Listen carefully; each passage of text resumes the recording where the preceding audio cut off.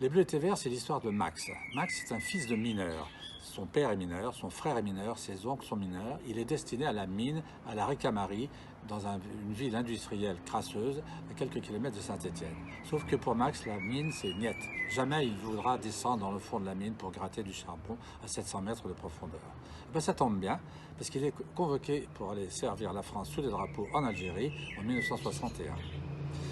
Il part donc en Algérie au moment où ça bascule, c'est-à-dire qu'au moment où le 19 mars 62, les ennemis d'autrefois, c'est-à-dire les Félagas, deviennent les ennemis du jour, et les amis d'autrefois, c'est-à-dire les pieds noirs et les militaires de carrière, deviennent les ennemis. Donc c'est quand même un vaste merdier, il ne comprend pas grand-chose.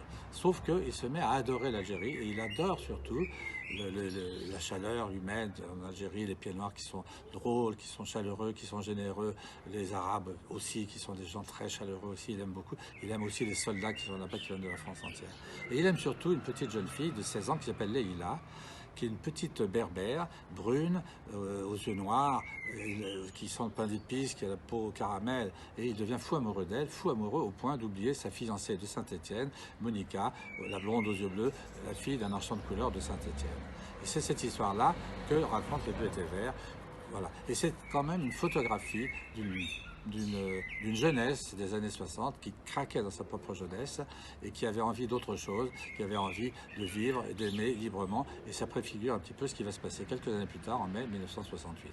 Alors je vous en souhaite une bonne lecture.